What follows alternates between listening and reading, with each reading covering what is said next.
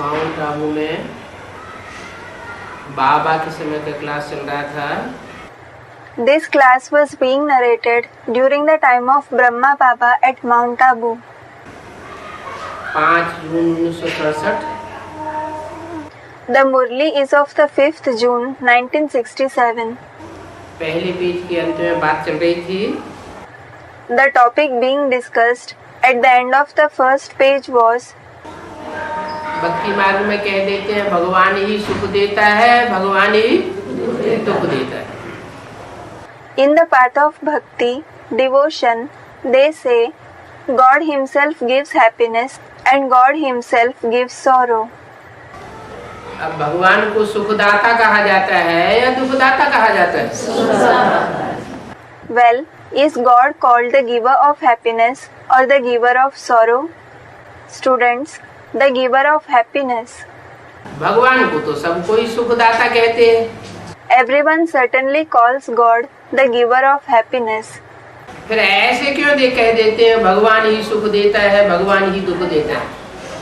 Then, why do they say God Himself gives happiness and God Himself gives sorrow?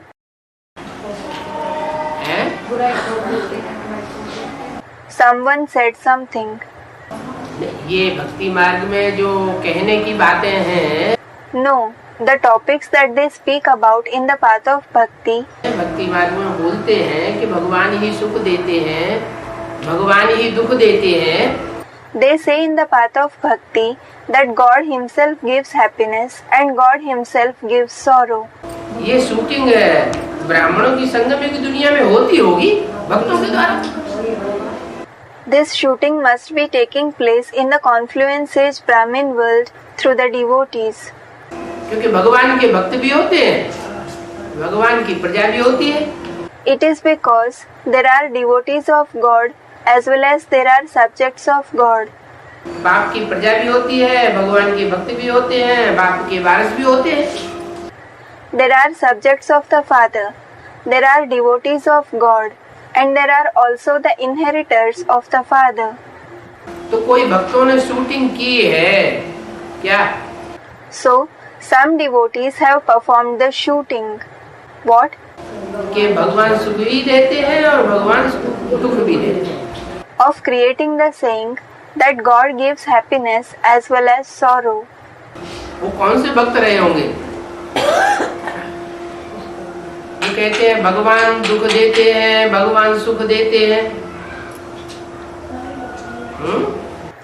Who might have been those devotees who say God gives happiness and God gives sorrow? जो भगवान के practical रूप को पूरा नहीं पहचान पाते, अधूरा अधूरा पहचानते। Those who do not recognize the practical form of God completely, they recognize it partly. भगवान के माँ के प्यार के स्वरूप को पहचानते हैं, लेकिन बाप जो वर्षा देने वाला है उस रूप को नहीं पहचानते हैं। Those who recognize God's loving form of the mother, but do not recognize the form of the father, who gives the inheritance, वो फिर अंत में बोलने लगते हैं कि तू ही दुख देता है, तू ही हमको दुख दिया और तू ही अब मेरे को दुख देता है, ठुकराता है। start saying in the end, you yourself give sorrow, you yourself gave us sorrow, and you yourself give me sorrow now and reject me. चाहे प्यार करे चाहे ठुकराए। अब भगवान की ठुकराता है क्या? There is a saying, whether you love me or reject me. Now, does God reject anyone? Students, no. भगवान तो आता है, सब बच्चों को गले लगाता है। In fact, God comes and hugs all the children. ऐसे कह देते हैं। They say so. अभी तुम बच्चे तो ऐसे नहीं कहेंगे। Now, you children will certainly not say this. अभी तुम बच्चे तो ऐसे नहीं कहेंगे, कैसे? Now, you children will certainly not say this. What? कि भगवान ही सुख देते हैं, भगवान ही दुख देते हैं। God Himself gives happiness and God Himself gives sorrow. अच्छा, अभी नहीं कहेंगे, आगे चल के कहेंगे क्या? जब ज्यादा माया परीक्षा लेगी। अच्छा, if you don't say it now, will you say it in future when Maya takes more exams? Final परीक्षाएं होंगी, विनाश का टाइम आएगा, तब ऐसे कहेंगे क्या कि भगवान ही सुख देता है, भगवान ही दुख देता है। When the final exams take place, when the time of destruction nears, will you say this at that time? God Himself gives happiness and God Himself gives sorrow. नहीं कहेंगे, पक्का रखना। Someone said, no. Will you not say it? Someone said, we won't say it. Keep this firm. अच्छा। अभी तुम जानते हो कि सतयुग में सुखधाम था,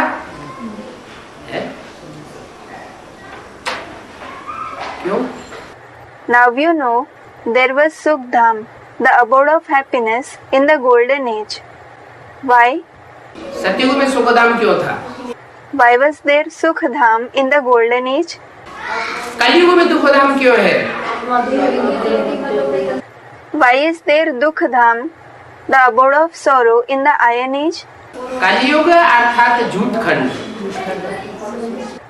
The iron age means Jhutkhand, the land of falsity. जैसे कोई उधार लेता है ना, Suppose a person borrows something from someone. उससे जब कोई मांगने जाता है कि हमारा उधार लिया है, वापस तो दे दो, अच्छा कल दे देंगे। When he, the giver, approaches him to ask, "You have borrowed this from me. Do return it." The borrower replies, "अच्छा, I will return it to you tomorrow." कल गए, अरे हमने कहा था ना कल दे देंगे, बातें बनाना शुरू। When the giver approaches him the next day, the borrower replies, "अरे, I told you I will return it to you tomorrow, didn't I?" He starts making excuses. तो ये बातें बनाने वालों की झूठी दुनिया है। So, this is the false world of the people who make excuses. इसको झूठ खंड कहा जाता है। This is said to be the land of falsity. झूठ खंड में दुखधाम बन जाता है। The world becomes Dukhdam in the land of falsity. काय के कारण बना? झूठ के कारण दुखधाम बन जाता है। Why did it become Dukhdam? It becomes Dukhdam due to falsity. सतयुग में सुखधाम था, वहाँ दुख का नाम निशान नहीं था। क्यों? There was Sukhdam in the golden age. There was no name and trace of sorrow there. Why?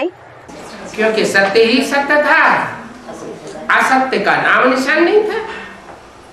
It is because there was truth and only truth. There was no name and trace of untruth. कलयुग में है दुखधाम। There is Dukhdam in the iron age. अभी सुख का नाम निशान नहीं। Now there is no name and trace of happiness. ये तो तुम जानते हो कि ऊंचे से ऊंचे भगवान है। You certainly know God is the highest on high.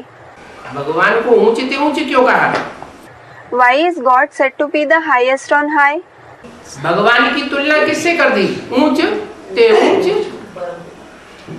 With whom was God compared by saying highest on high? किससे ऊंचे? Higher than whom? ऊंचे ते ऊंचे, माने तुलना की ना, किससे तुलना की? Highest on high means he was compared, wasn't he? With whom did they compare him? जो भी देवताएं हैं, जो भी मनुष्य मात्र है, जो भी गुरु है, जो भी धर्म पिताएं हैं, उन सब से तुलना की कि वो ऊंचे ते ऊंचे है। All the deities, all the human beings, all the gurus, all the religious fathers, he was compared with all of them by saying that he is the highest on high. कौन है ऊंचे ते ऊंचे? Who is the highest on high? Someone said, the Supreme Father, Supreme Soul. परम पिता, supreme soul. Is it the Supreme Father? Is it the Supreme Soul? Supreme soul के लिए ऊंचे और नीचे की बात ही नहीं। वो तो जन्म मरण के चक्र में ही नहीं आता है। There is no question of being high and low for the Supreme Soul at all. He doesn't come at all in the cycle of birth and death. उसकी तुलना तो किसी से कर ही नहीं सकते। He cannot be compared with anyone at all. वो जिसमें मुकर्रर रूप से प्रवेश होकर के भगवान के रूप में संसार में प्रत्यक्ष होता है, उसकी बात है कि वो है ऊंचे से ऊंचे भगवान। It is about the one whom he enters in a permanent way and who is revealed in the form of God in the world. He is the highest on high God. क्योंकि ऊंचे और नीचे का सवाल इस दुनिया के रहवासियों के लिए है। It is because the question of being high and low is for the dwellers of this world. जो सुप्रीम सोल शिव है वो तो इस दुनिया का रहने वाला ही नहीं है। The Supreme Soul Shiv is not at all the dweller of this world. सिर्फ आता है ज्ञान सुनाने के लिए। He comes only to narrate the knowledge. अब ज्ञान सुन करके जो ऊंचे कर्म करते हैं वो ऊंचे कहे जाते हैं। Now, those who perform elevated actions after listening to the knowledge are called high. और सुन करके भी जो नीच कर्म करते हैं वो नीच कहे जाते हैं। And those who perform lowly actions even after listening to the knowledge are called degraded. तो ऊंचे से ऊंचे वो भगवान है और वो सब आत्माओं का भी बाप है। So, that God is the highest on high, and He is also the Father of all the souls. जो भी जन्म मरण के चक्र में आने वाली आत्माएं हैं, all the souls who come in the cycle of birth and death, part बजाने वाली आत्माएं हैं, उन सब का बाप है। the souls who play a part, He is the Father of all of them. शरीर के बाप को तो सभी जानते हैं। Everyone does know his bodily father. जितने जितने 84 के चक्र में शरीर धारण किए उतने उतने बाप हुए। The number of bodies we took in the cycle of 84 births, we had those many fathers. परंतु ये किसी को पता नहीं है कि आत्माओं का बाप कौन है और कैसे इस सृष्टि पर प्रत्यक्ष होता है। But nobody knows who the father of the souls is and how he is revealed in this world. आत्मा है ज्योति बिंदु, बिंदु बिंदु आत्माओं का बाप भी ज्योति बिंदु। लेकिन पता कैसे चलता है कि वो ज्योति बिंदु बाप कौन? The souls are points of light. The father of the point souls is also a point of light. But how do we come to know who the father, the point of light is? क्योंकि बिंदु बिंदु आत्मा है तो सब एक जैसी, पता कैसे चले? It is because all the point souls are similar. How will we come to know about the father? तो कोई मुकर्रर रथ में प्रवेश करता है तो पता चलता है कि ये सबका बाप है। So, he enters some permanent chariot. Then, we come to know that this one is the father of everyone. वो बापों का बाप है। He is the father of the fathers. Teachers का टीचर है, सुप्रीम टीचर है। He is the teacher of the teachers, the supreme teacher. सब गुरुओं का गुरु है, उसका कोई गुरु नहीं, उसको पढ़ाई पढ़ाने वाला कोई टीचर नहीं और उसको वर्षा देने वाला कोई बाप भी नहीं। He is the guru of all the gurus. He neither has any guru nor any teacher who teaches him, and he doesn't have any father who gives him the inheritance either. उसकी आत्मा को जन्म देने वाला, आत्मा की पहचान देने वाला कोई भी बाप नहीं। There is no father who gives birth to his soul, who gives him the introduction of the soul. साकार में कोई नहीं। There is no one in the corporeal form. इसलिए बोला कि वो सुप्रीम बाप है, सुप्रीम टीचर है, सुप्रीम गुरु है। This is why it was said that he is the Supreme Father, the Supreme Teacher, and the Supreme Guru. हम सब कहते भी हैं कि हम आपस में ब्रदर्स हैं। All of us do say we are mutually brothers. क्योंकि आत्मा आत्मा भाई भाई है। Because the souls are mutually brothers. तो जरूरी है कि सब एक बाप के बच्चे ठहरे ना। So it is certain that all are the children of the one Father, aren't they? एक बाप के बच्चे तो एक परिवार हो जाता है। If we are the children of the one Father, it becomes one family. एक परिवार हो जाता है तो कोई एक माँ भी ठहरी। If it becomes one family, there will be a mother too. एक माँ एक बाप और सब बच्चे तो एक परिवार हो गया। A mother, a father, and all the children form a family. तो वो हम सबका बाबा भी है। So, he is also the Baba of all of us. तो जरूरी है कि सब बच्चे आपस में भाई भाई। So, it is certain that all the children are mutually brothers. बीच में कोई कह देते हैं कि वो सर्वव्यापी है। Some interrupt in between saying he is omnipresent. सर्वव्यापी है तो सब बाप हो गए। If he is omnipresent, everyone is the father. सब कैसे बाप होंगे? How will everyone be the father? एक बाप बाकी सब बच्चे। There is one father and all the rest are children. बाप कहते हैं मैं सर्वव्यापी नहीं हूँ, मैं तो एक व्यापी होकर के आता हूँ। The father says, I am not omnipresent. I come being present in one being, एक व्यापी। भगत लोग क्या कह देते हैं, कर देते हैं, सर्वव्यापी कर देते हैं। What do the devotees say and make him? They make him omnipresent. ये शूटिंग कहाँ हुई, कैसे? When did this shooting take place? Students, in the confluence age. How? कैसे ब्राह्मणों की संग में दुनिया में ये शूटिंग हुई या हो रही है? हैं? How did this shooting take place or is taking place in the confluence age Brahmin world?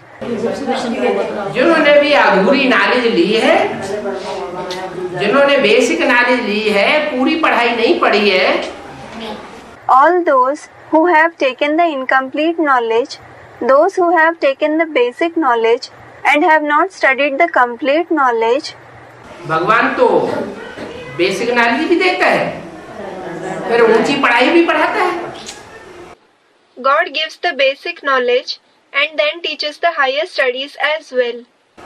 तो जिन्होंने पूरी पढ़ाई नहीं पढ़ी है, वो ही अधूरी पढ़ाई पढ़ने वाले जो भक्त हैं, वो ऐसे कह देते हैं कि वो सर्वव्यापी। So, those who have not studied the complete knowledge, those very devotees who study the incomplete knowledge say, he is omnipresent. मेरे में भी है, तेरे में भी है। He is in me as well as in you. वो दृष्टि से सृष्टि सुधारता है। He reforms the world through his vision. मेरे में भी सुधारता है, तेरे में भी प्रवेश करके दृष्टि से सृष्टि सुधारता है। He reforms the world through me and he reforms the world through vision after entering you as well. तुम भी दृष्टि से सृष्टि सुधार सकते हो, आओ संदली पर बैठो। You too can reform the world through vision. Go and sit on the sandali, meaning the seat on which Baba sits in class. हम भी दृष्टि से सृष्टि सुधार सकते हैं, आओ संदली पर बैठो। I too can reform the world through the vision. Come on, I too will sit on the sandali. इतना ही नहीं, Not just this. वो समझते हैं गीता का भगवान दादा लेखराज कृष्ण उर्फ ब्रह्मा है। They think God of the Gita is Dada Lekhraj, Krishna alias Brahma. वो ही एक साकार भगवान है गीता का, इसके अलावा और कोई गीता का भगवान नहीं है। He is the only corporeal God of the Gita. There is no other God of the Gita except him. ये बात उनकी बुद्धि में बैठती तो है, फिर सर्वव्यापी क्यों कह देते हैं? This topic does sit in their intellect. Then why do they say God to be omnipresent? कहते वो शरीर छोड़ता है, ज्ञान सुनाने के लिए आता है, गीता ज्ञान देता है, गीता ज्ञान देने के बाद फिर उनका काम खलास हो जाता है। They say he leaves the body. He comes to narrate the knowledge. He gives the knowledge of the Gita and his task ends after giving the knowledge of the Gita. फिर नई दुनिया बनाने और पुरानी दुनिया का विनाश कराने का काम हमारा है। Then the task of establishing the new world and destroying the old world is ours. करो मेगा प्रोग्राम और छपाओ बड़े बड़े पोस्टर, ऊपर शिव का चित्र और नीचे ब्रह्मा विष्णु शंकर का चित्र। Organize mega programs and print big posters. Draw the picture of Shiv on top and the pictures of Brahma, Vishnu and Shankar below it. कौन कौन ब्रह्मा विष्णु शंकर बनते हैं? Who become Brahma, Vishnu and Shankar? दीदी दादी वो इकट्ठी होकर के त्रिमूर्ति शिव बन जाते हैं। Didi, Dadi get together and become Trimurti Shiv. अरे बाप कहते हैं मैं तो एक ही मुकर्रर रथ में आता हूँ। Are, the father says, I come only in one permanent chariot. आज में भी एक ही मुकर्रर रथ में था, मध्य में भी एक ही मुकर्रर रथ के द्वारा बाप के रूप में प्रत्यक्ष होता हूँ। I was only in one permanent chariot in the beginning. I am revealed in the form of the Father only through one permanent chariot in the middle as well. बाप का प्रत्यक्षता वर्ष भी मनाते हैं। They celebrate the year of the revelation of the Father too. और अंत में एक ही मुकर्रर रथ के रूप में सारे संसार में प्रत्यक्ष हो जाऊंगा। And at the end, I will be revealed in the entire world through the form of only one permanent chariot. 5-6-67 की वाणी का दूसरा page. Second page of the Vani dated 5-6-67. कह देते हैं सर्वव्यापी है, तेरे में है, मेरे में है। अरे तुम तो आत्मा हो या परमात्मा हो? They say he is omnipresent. He is in you, he is in me. Are, are you a soul or the supreme soul?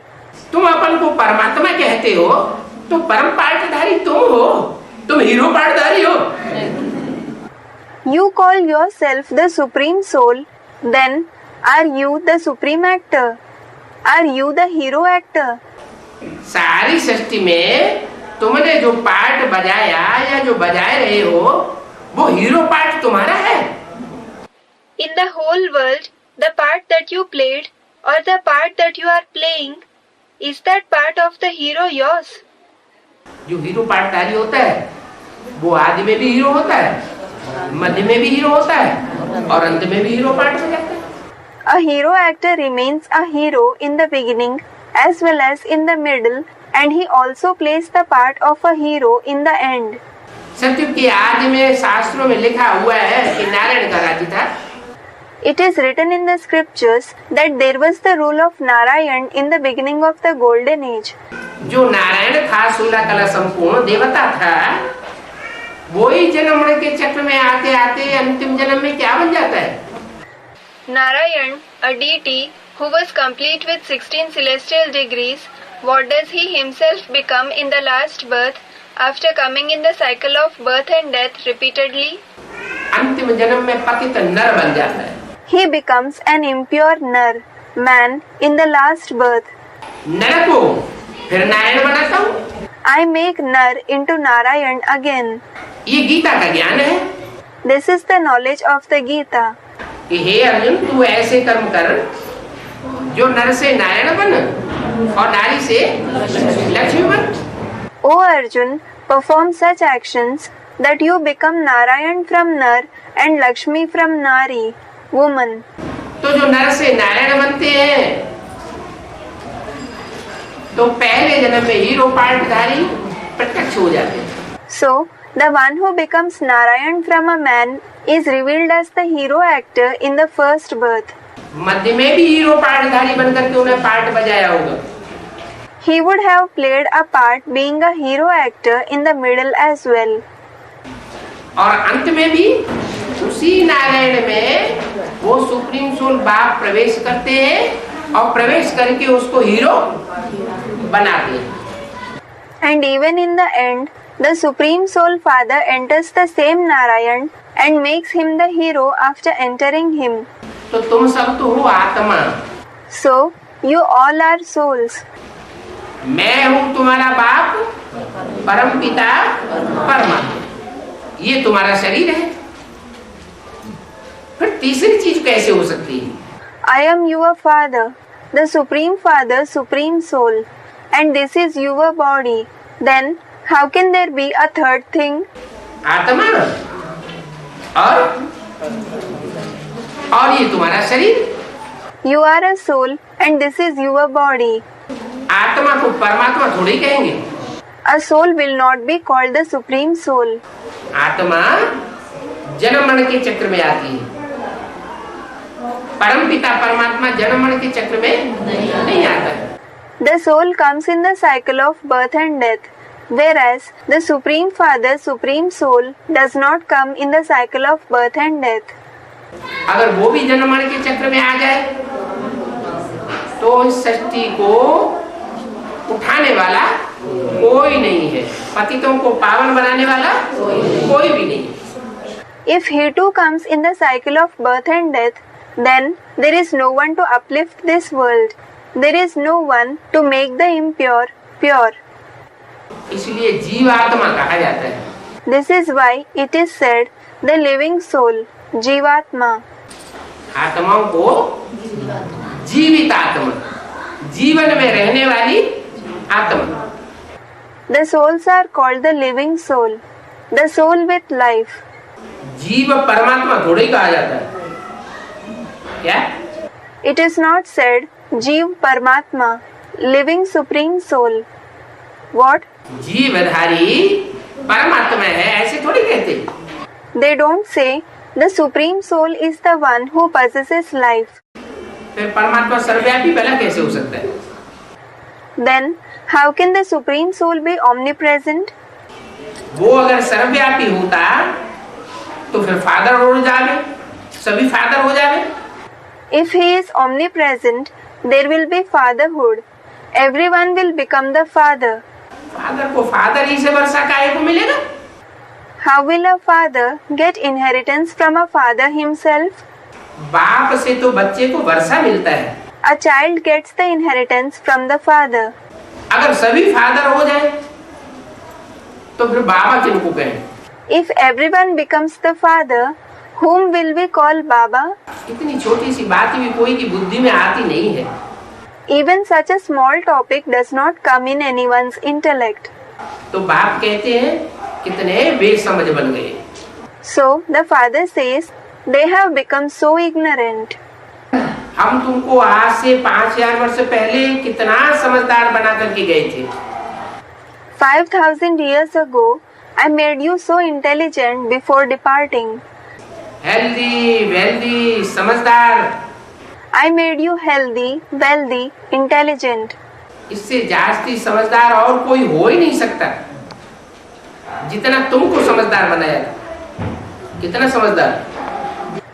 No one at all can be intelligent to the extent I made you intelligent before departing. Intelligent to what extent? इतना समझदार तुम बन गए थे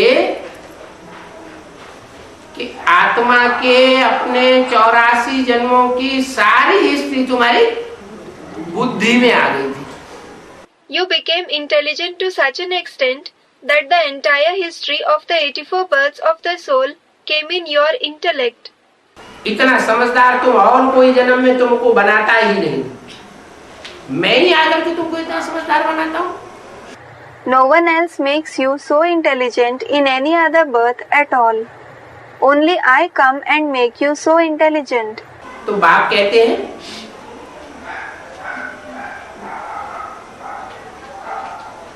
अब तुमको जो समझ मिलती है अभी संगम युग में, वो समझ फिर वहां सतयुग में नहीं रहेगी। So, the father says, the intelligence that you get now in the confluence age will not be there in the golden age. इसलिए अभी जितनी समझ धारण करना चाहो कर लो। This is why imbibe as much intelligence as you want now. वहाँ ये थोड़ी मालूम रहता है कि हम फिर गिरेंगे। There you don't know that you will fall again. या तो हमें पता है कौन से युग में गिरना होता है, कौन से युग में चढ़ना होता है, कौन से युग में धीमी गति से गिरते हैं, कौन से युग में तेजी से गिरते हैं। Here you know in which age you fall, in which age you rise, in which age you fall at a slow pace, and in which age you fall rapidly.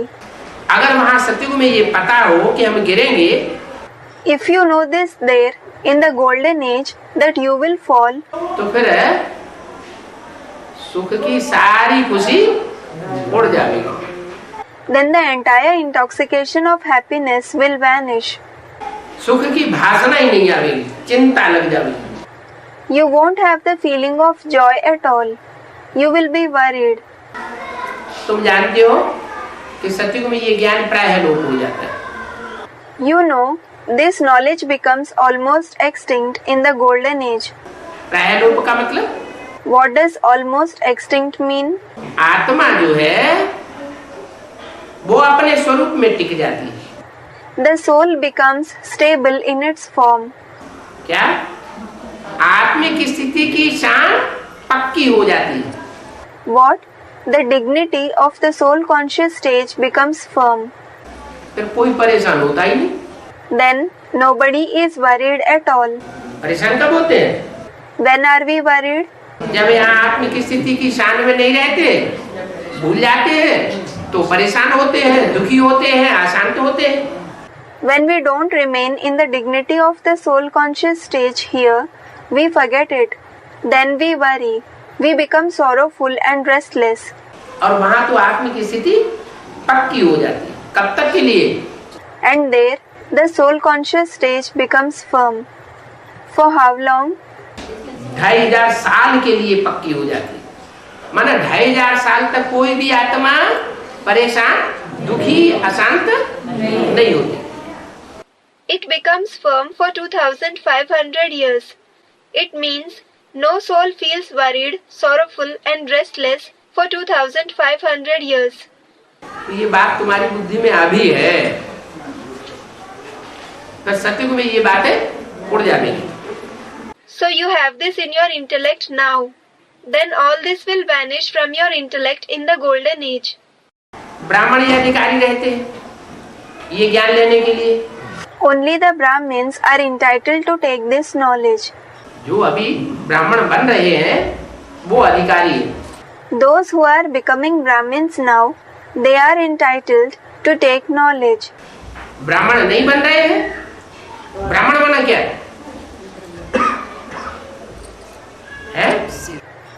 Those who are not becoming Brahmins, what is meant by a Brahmin? जो ब्रह्मा का आचरण करे सो ब्राह्मण।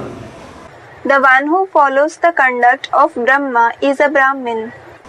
ब्रह्मा के आचरण को धारण न करे तो ब्राह्मण नहीं। If someone does not assimilate the conduct of Brahma, he is not a Brahmin. जो ब्रह्मा के मुख से निकले सो बात माने तो ब्राह्मण।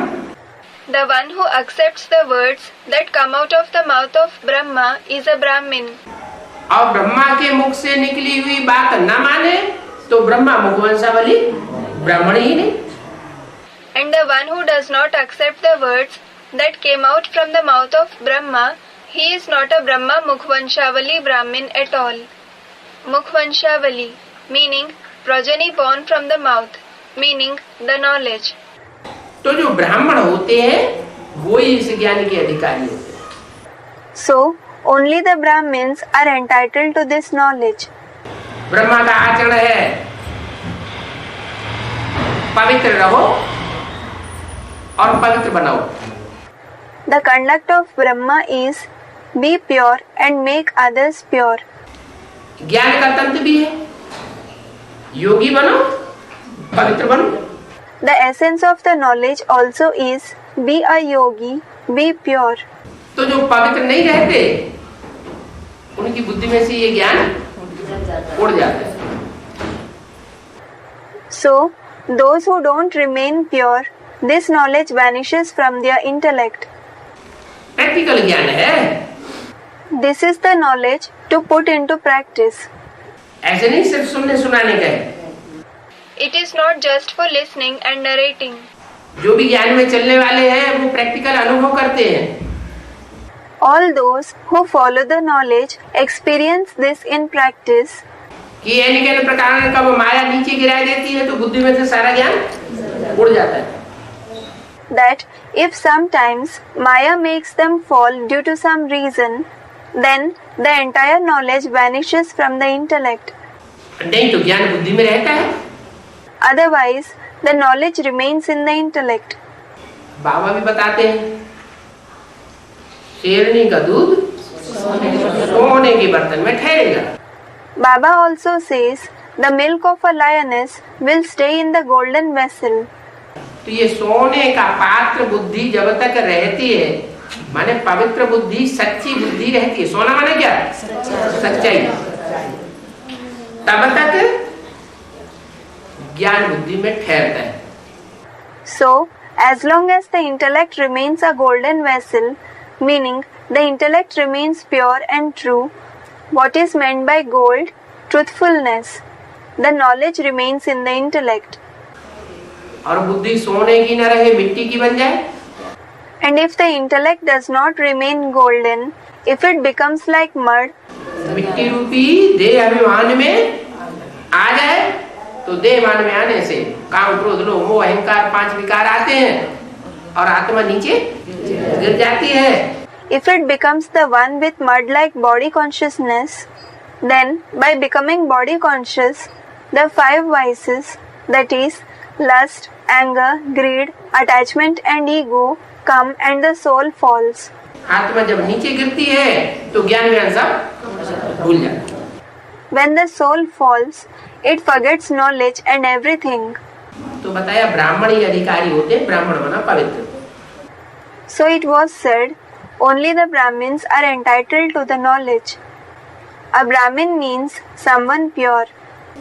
तुम्हारी बुद्धि में है कि अभी हम ब्राह्मण वर्ग के हैं। It is in your intellect. Now we belong to the Brahmin clan. संगम युग में अभी हम बाप के बच्चे बने हैं। In the confluence age now, we have become the children of the Father. Brahma मुख वंशावली बने हैं, ब्रह्मा के मुख से हम भगवान का ज्ञान सुन रहे हैं, तो हम ब्रह्मा मुख वंशावली हैं, ब्राह्मण वर्ण के हैं और ब्राह्मण ही ज्ञान लेने के निमित्त बनते हैं। We have become Brahma Mukhvanshavali. We are listening to the knowledge of God through the mouth of Brahma. So, we are Brahma Mukhvanshavali. We belong to the Brahmin clan. And only the Brahmins become instruments to take the knowledge. निमित्त माना? What does instrument mean? निमित्त माना साकार में। Instrument means in the corporeal form. जो साकार में ब्राह्मण हैं, वो ही इस ज्ञान को लेने के निमित्त बनते हैं। क्या? Only the Brahmins who are in the corporeal form become instruments to take this knowledge. What? साकार में है। They are in a corporeal form. अगर शरीर छूट गया, If they leave the body, कोई दीदी दादी दादाएं हैं या ब्रह्मा है या सरस्वती है, उनका शरीर छूट गया, there are Didi, Dadi, Dadas, Brahma or Saraswati. If they leave their body, तो ज्ञान लेंगे तो कोई में प्रवेश करके, आज नहीं तो कल लेंगे, लेकिन निमित्त नहीं बनेंगे। they will certainly take the knowledge by entering someone. If not today, then tomorrow they will take the knowledge. But they will not become an instrument. और तुम? And what about you? तुम निमित्त बनते हो ये ज्ञान लेने। You become the instrument to take this knowledge. ज्ञान ब्राह्मणों को ही सुनाते हैं। क्या?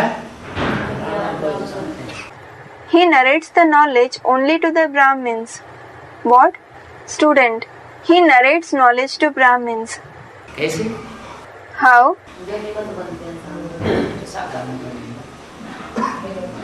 ब्रह्मा के तन से जो सुनाया वो सच्चाई नहीं थी। Whatever he narrated through the body of Brahma was not the truth. 100% सच्चाई उसे नहीं कहेंगे। क्यों? It will not be said to be 100% truth. Why? सुनने वालों ने सुना, सुनाने वाले ने सुनाया, लेकिन एक एक वाक्य के अर्थ को किसी ने समझा ही नहीं। The listeners listened to it and the narrator narrated it, but nobody understood the meaning of each and every sentence at all. तो जब समझा नहीं और दूसरों को समझा ही नहीं सके तो सच्चाई कहाँ बुद्धि में बैठी? So, when they did not understand it and were not able to explain it to others, then it means the truth did not sit in their intellect. इसलिए बोला कि ज्ञान हम ब्राह्मणों को ही आके सुनाता हूँ। This is why it was said, I come and narrate the knowledge only to the Brahmins. शूद्रों को नहीं सुनाता। I don't narrate the knowledge to the Shudras, meaning members of the fourth and the lowest division of the Indo-Aryan society. माना यज्ञ के आदि में सब थे शूद्र। It means all were Shudras in the beginning of the yajna. 1936 से पहले, 47 से पहले सब क्या थे? शूद्र। What were they all before 47? They were Shudras. दादा लेखराज ब्रह्मा और कृष्ण की सोल के द्वारा माँ के रूप में पार्ट बजाया, basic knowledge the. Later on, through Dada Lekhraj Brahma, alias the soul of Krishna, he played the part in the form of a mother, gave the basic knowledge. तो सब शूद्र से क्या हुए? ब्राह्मण। Then, what did everyone become from a Shudra? They became Brahmins. नंबरवार ब्राह्मण हुए। They became Brahmins number wise, meaning at different levels. कि सब एक जैसे ब्राह्मण बनते? Or does everyone become Brahmin of the same kind? नंबरवार ब्राह्मण बने। They became Brahmins number wise.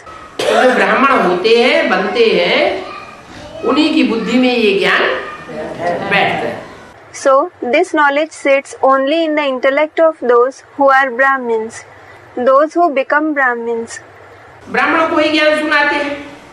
I narrate the knowledge only to the Brahmins. ब्राह्मण फिर सबको सुनाते हैं। The Brahmins then narrate it to all the others. जो पवित्र ब्राह्मण बनते हैं, वो फिर सारी दुनिया को ये ज्ञान सुनाते हैं। Those who become pure Brahmins, they then narrate this knowledge to the whole world. गायन भी है कि भगवान ने आकर के स्वर्ग की स्थापना की। It is also said, God came and established heaven, Swarg. भगवान आवेगा तो क्या करेगा? If God comes, what will he do?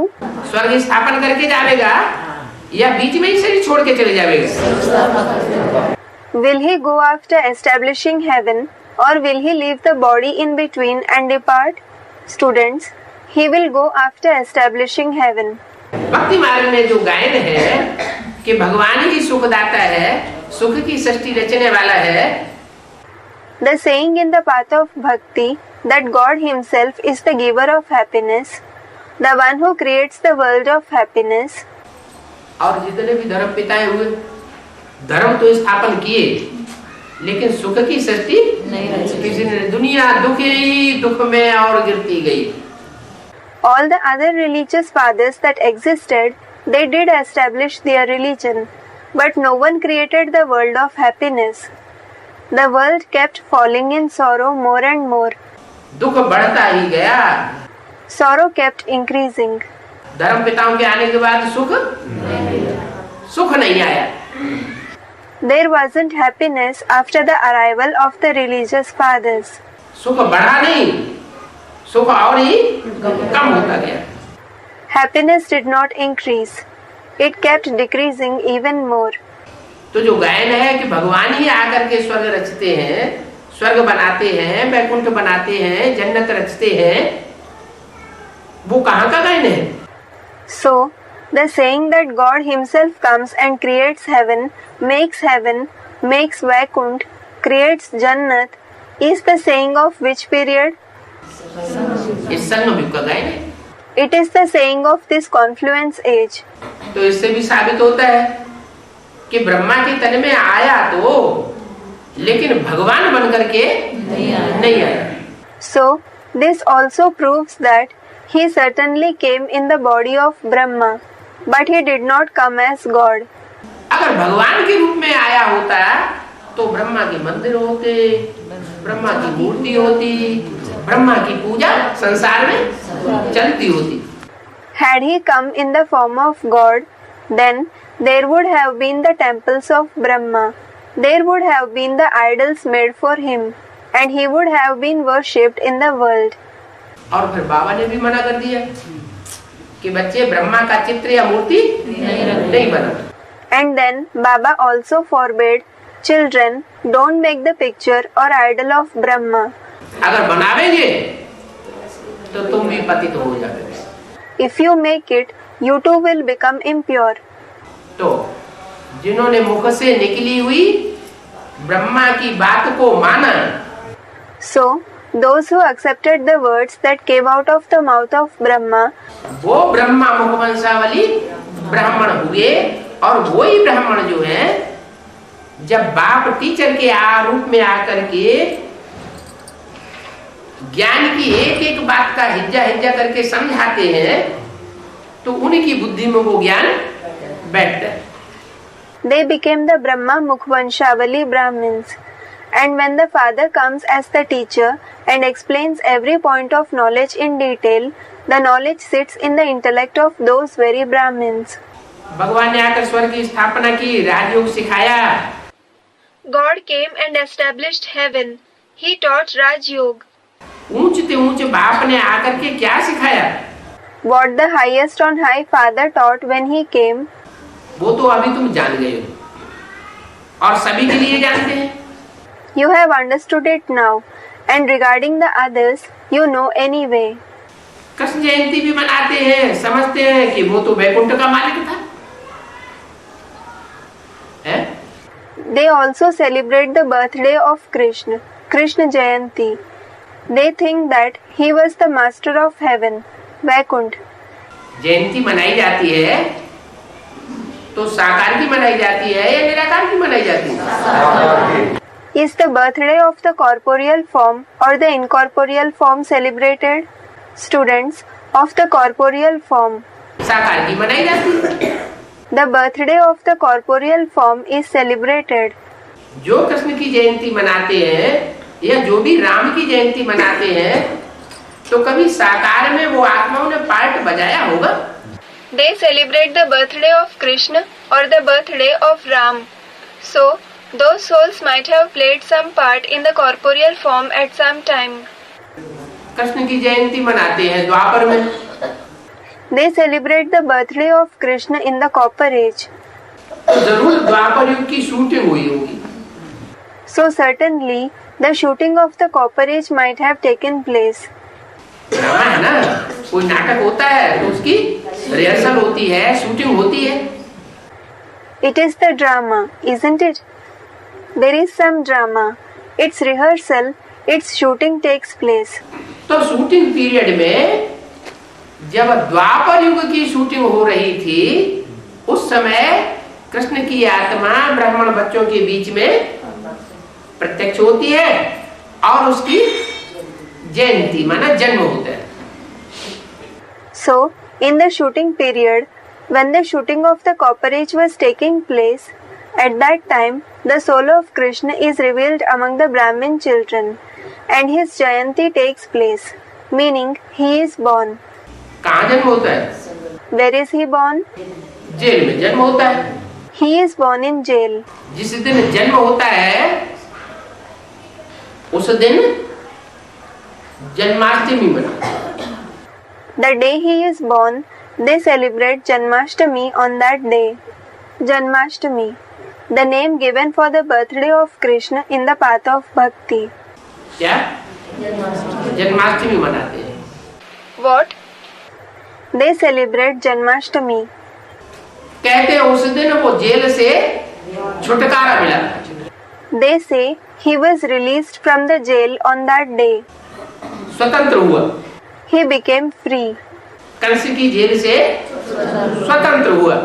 He became free from the jail of Kans, a villainous character in the epic Mahabharata. स्वतंत्र हुआ। He became free. अरे बच्चा पेट में होता है तो बंधा हुआ है, पेट से बाहर निकलता है तो स्वतंत्र हो जाता है। Array, when the child is in the womb, it is in bondage. When it comes out of the womb, it becomes free. ऐसे ही वो कृष्ण की आत्मा जो बंधी हुई थी वो बाहर स्वतंत्र हुई। In the same way, that soul of Krishna, which was in bondage, came out and became free. Kans की जेल से भी स्वतंत्र हुई। He became free from the jail of Kans as well. वो टाइम निश्चित हो जाता है शूटिंग पीरियड में। That time is fixed in the shooting period. भक्ति मार्ग में 15 अगस्त मनाते हैं। In the path of bhakti, people celebrate 15th of August. वो स्वतंत्रता दिवस 15 अगस्त को किस यादगार में मनाते हैं? As a memorial of what do they celebrate the Independence Day on 15th August? Someone said something. नहीं, भारतवासी समझते हैं कि 15 अगस्त को स्वतंत्रता मिली थी, इसलिए स्वतंत्रता मनाते हैं। No, the Bharatvasis think they gained independence on 15th August. This is why they celebrate the Independence Day. 15 अगस्त को ही स्वतंत्रता मिली थी, ऐसा क्यों? Why is it so that they gained independence only on the 15th August? क्योंकि 15 अगस्त को कृष्ण की soul shooting period में ब्राह्मणों की संगम की दुनिया में कंस की जेल से स्वतंत्र हुई थी, इसलिए मनाते हैं। It is because on the 15th August, the soul of Krishna became free from the jail of Kans in the shooting period in the Confluence Age Brahmin world. This is why they celebrate it. वो स्वतंत्रता वर्ष भी होता है, स्वतंत्रता वो दिन जो है स्वतंत्रता दिवस भी होता है और जन्माष्टमी भी होती है। That day is the Independence Day as well as Janmashtami. वो एक ही वर्ष शूटिंग पीरियड में नुधा हुआ है, जिस दिन जन्माष्टमी भी होती है और उसी दिन स्वतंत्रता दिवस भी होता है। Only that one year is fixed in the shooting period, the day when it is Janmashtami as well as the Independence Day. और द्वापर युग की शूटिंग में होता है, दूसरे युग की शूटिंग में ऐसा नहीं होता। And it happens in the shooting of the Copper Age. It does not happen like this in the shooting of any other age. Krishna जयंती मनाते हैं, समझते हैं कि वो तो वैकुंठ का मालिक था। They celebrate the birthday of Krishna. They think he was the master of Vaikuntha, heaven. Krishna जब जन्म ले, कंस की जेल से छूट जाए, तो दूसरों के लिए भी जेल से छुटकारा दिलाएगा या नहीं दिलाएगा?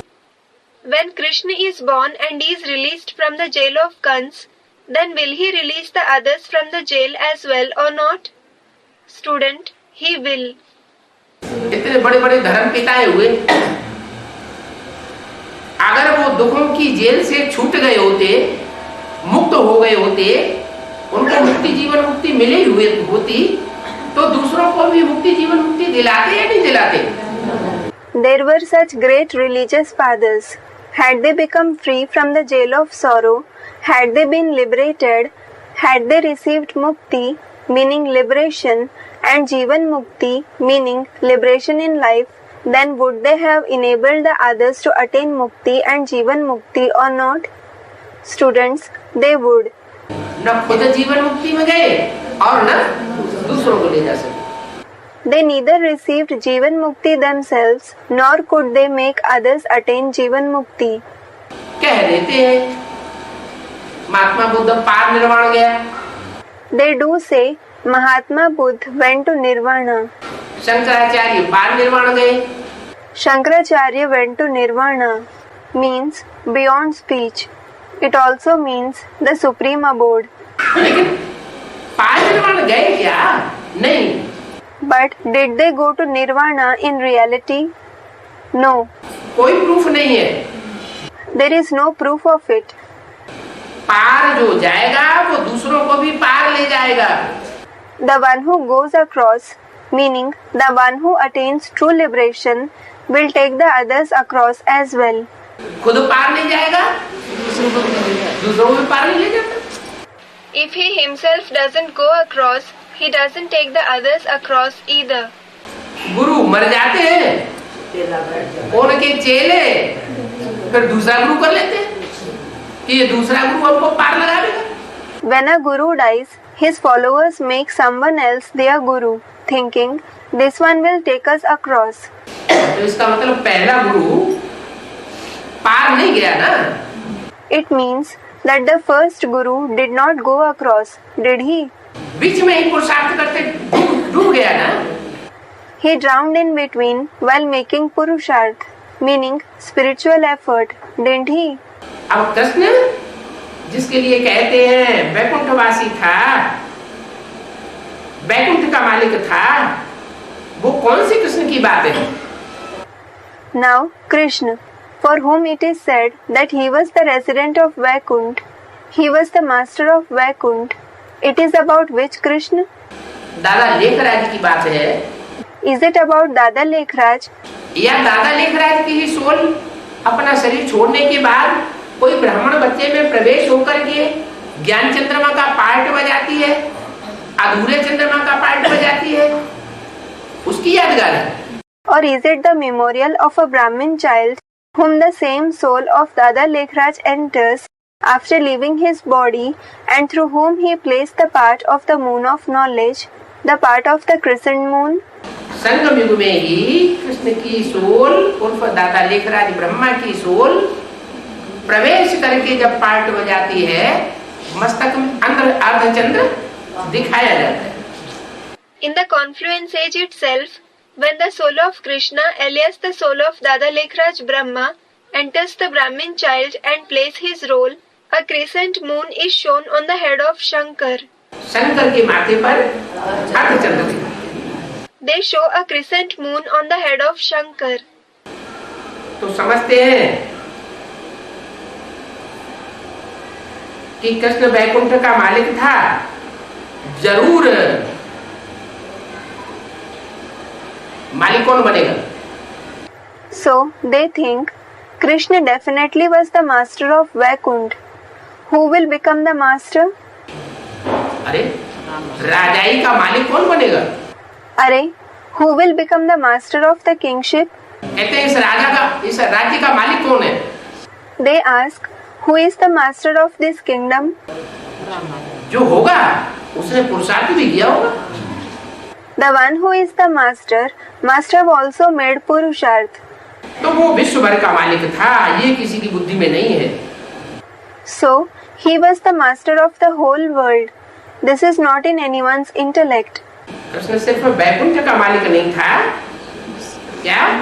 Krishna was not only the master of Vaikunt. What? वो सारे ही विश्व का मालिक था. विश्व में कितने होते हैं? He was the master of the whole world. How many people are there in the world? 500-700 crore जो भी मनुष्य मात्र होते हैं, सबके दिल में वो राज्य करता था. He used to rule over the hearts of all the 5 to 7 billion human beings that existed. कौन? संगम Krishna. Who? The confluence age Krishna. Prajapita को? You may also call him Prajapita. क्योंकि मुरली में तो बोला है next to God is Prajapita, next to God is Krishna, next to God is Narayan, next to God is Shankar. It is because it is said in the Murli, next to God is Prajapita, next to God is Krishna, next to God is Narayan, and next to God is Shankar. Shankar कहो, प्रजापिता कहो, संगम कृष्ण कहो, नारायण कहो, बात तो एक ही हो गई. Call him Shankar, call him Prajapita, Call him the confluence age Krishna or Narayan, it is one and the same thing. तो पता नहीं है कि कृष्ण वैकुंठ का मालिक था या सारे विश्व का मालिक था। So, they don't know whether Krishna was the master of Vaikunt or the master of the whole world. अभी तुम्हारी बुद्धि में है कि वो संगम की कृष्ण तो सारे ही विश्व का मालिक था और वैकुंठ का भी मालिक था। Now, it is in your intellect that the confluence age Krishna was the master of the whole world as well as Vaikunt. क्या वैकुंठ की रचना की होगी तो उसका मालिक भी होगा। What? When he has created Vaikunt, he will be its master too. जब राज्य था तो और कोई धर्म नहीं था। When there was his kingdom, there was no other religion. एक ही धर्म, एक ही राज्य, एक ही राजा, एक ही भाषा, एक ही मत, एक ही कुल। There was only one religion, one kingdom, one king, one language, one direction and one clan. उनका सारे विश्व पर राज्य था। क्या? किसका? There was his rule over the whole world. What? Whose? Krishna का। Of Krishna. सारे विश्व पर राज्य था और गंगा के किनारे था। There was his rule over the whole world and it was on the banks of the Ganges, the river Ganga. अरे आज तो नई बात कह दी। अरे, today he said a new thing. अभी तक कहते थे कि जमुना के किनारे स्वर्ग बनेगा और अभी क्या कह दिया? Till now, he used to say that heaven will be created on the banks of Yamuna. And what did he say now? Ganga के किनारे। On the banks of the Ganges. Someone said, on the banks of the Ganges of knowledge. हाँ, गंगा के किनारे था। Yes, yes, it was on the banks of the Ganges. अब तुमको ये कौन समझा रहे हैं? Now who is explaining this to you? A student, the father. क्या? कि वो गंगा किनारे वाला था। What? That he was the one who lived on the banks of the Ganges. वो जो सिनेमा बनाने वाले हैं उन्होंने भी ऐसे ही गीत गा दिया। The people who make films in the path of bhakti have also sung such songs. चोरा गंगा किनारे वाला। फिर तो ऐसा करे कमाल कि हो जाए बंदा कल की चाल। The lad who lives on the banks of the Ganges, he does such a miracle that he opens up the locked intellect. ऐसे कैसे गीत बनाए दिए? They have made such songs. उन गीत बनाने वालों की बुद्धि में ये कहाँ से आता है? From where do these songs come in the intellect of the people who make songs? सारे विश्व पर राज्य था, गंगा के किनारे था। अब तुमको ये कौन समझा रहे हैं? There was the rule of Krishna over the entire world. It was on the banks of the Ganges. Now, who is explaining this to you? ये वास्तव में है भगवानुवाच। Actually, this is Bhagwanuvach, meaning God's words. क्या? What? भगवानुवाच कि कैसे वो गंगा किनारे वाला भी था और कैसे वो यमुना के कंठे पर भी नई दुनिया की स्थापना करता है। Bhagwanuvach, meaning God tells us how he was the one who lived on the banks of the Ganges and how he establishes the new world on the banks of the Yamuna too. Ganga किनारे वाला है तो सारे विश्व के ऊपर राज्य करता है। When he is the one who lives on the banks of the Ganges, he rules over the whole world. और यमुना किनारे वाला है तो वैकुंठ का राज्य। And when he is the one who lives on the banks of the Yamuna, he is the ruler of the kingdom of Vaikunt. बाकी वो सब भक्ति मार्ग के शास्त्र आदि हैं। As for the rest, all those are the scriptures of the path of bhakti. यहाँ तो खुद भगवान सुनाए रहे हैं। क्या? Here, God himself is narrating the knowledge. What? वो जो शास्त्र आदि सुनाए हैं, बनाए हैं, Those scriptures and so on that are narrated and made, वो बनाने वालों ने, मनुष्यों ने बनाई है या भगवान ने पेट बनाए? Did the human beings make them or did God sit and make them? मनुष्यों ने बनाए हैं और यहाँ तो खुद भगवान समझाते हैं, सुनाते हैं। Human beings have made them. And here God himself explains and narrates the knowledge. अभी तुम समझते हो कि हम पुरुषोत्तम बन रहे हैं। Now you understand we are becoming Purushottam, meaning the elevated ones among the souls. क्या? What? पुरुषोत्तम बन रहे हैं। बनाने वाला शिव भगवान जिसके द्वारा बनाता है वो खुद भी पुरुषोत्तम बनता है। We are becoming Purushottam. The one through whom God Shiv, the Maker, makes us into Purushottam, also becomes Purushottam. तो पुरुषोत्तम हमको पुरुषों में उत्तम बनाते हैं। So, the one who is Purushottam makes us Uttam, meaning elevated, among the Purush, meaning souls. Doctor क्या बनाएगा? What will a doctor make someone into? Doctor बनाएगा। वकील बनाएगा। He will make someone a doctor. A lawyer will make someone a lawyer. Engineer बनाएगा। तो बनाने वाला भी प्रैक्टिकल में कौन होना चाहिए? An engineer will make someone an engineer. So, who should the one who makes us Purushottam also be in practice? देव महादेव कहा जाता है। He is said to be Dev Mahadev, meaning the greatest deity among the deities. तो ये गायन है कि पुरुषोत्तम ही हमको पुरुषोत्तम बनाते हैं। So, it is said that only the one who is Purushottam makes us Purushottam. सारी दुनिया घोर अंधेरे में है। The whole world is in complete darkness.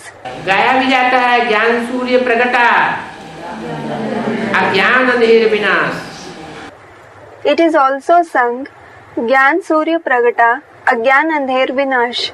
The sun of knowledge appeared and the darkness of ignorance was destroyed. कितने साल बीत गए? How many years have passed? 70 साल बीत गए।